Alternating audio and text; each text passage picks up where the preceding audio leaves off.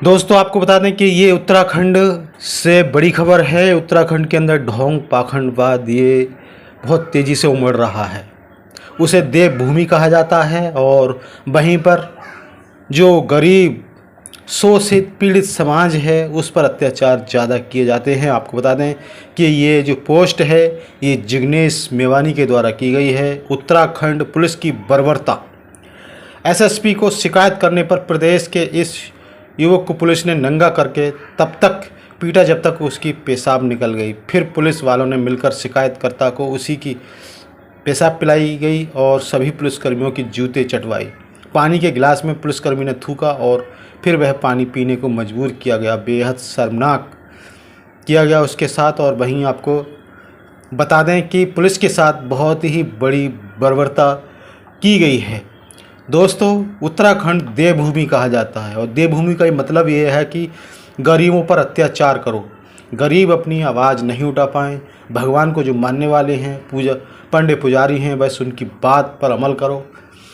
यदि उनकी बात अमल नहीं करोगे तो वो इस तरह से अत्याचार करेंगे।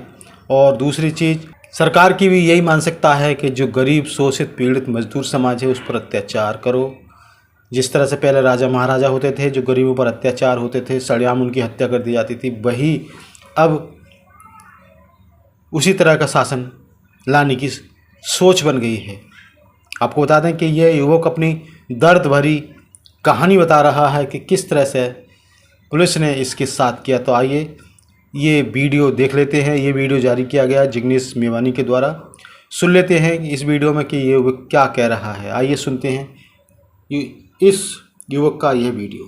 तो 9 मई को मैं मसूरी रोड पे जा रहा था घूमने। चंबा में काम करता था ना मैं, तो मसूरी रोड पे जा रहा था घूमने के लिए। तो 2 लोग आए पीछे से स्विफ्ट कार पे और गाड़ी के अंदर ढकेलने लगे मेरे को। मैं चिल्लाया, मैंने कहा कौन है। ऊपर से एक छत के ऊपर से एक औरत ने भी देखा था और फिर ये बोलने लगी तूने एसएसपी को शिकायत दे रखी और एसएसपी ने तेरे को मिलने के लिए बुला रखा। तो मैंने शिकायत दे रही थी सच में, मैंने सोचा सच में बुलाया होगा इन्होंने। फिर ले गए मेरे को कद्दू खाल तक ले गए मेरे को। फिर आधे रास्ते में इन्होंने इंस्पेक्टर धर्मेंद्र रोहतक और बाबू खान को फोन भी किया इन्होंने कि भाई अब इसको कौन से रास्ते से लाना है। फिर रास्ता इनको मिला नहीं शॉर्टकट, फिर ये वापस से चंबा के रास्ते से ही लाए मेरे को। और फिर ये ले गए मेरे को कोटी कॉलोनी पुलिस स्टेशन में। यहाँ थोड़ी देर में बैठा, फिर थोड़ी देर बाद वहाँ आया धर्मेंद्र रोहतक इंस्पेक्टर।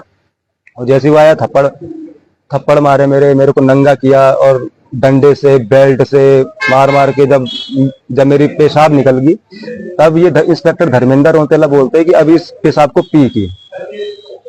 फिर जब मना किया तो फिर उन्होंने पीटा, फिर मैं पीनी पड़ी वो मजबूरी में पेशाब पी।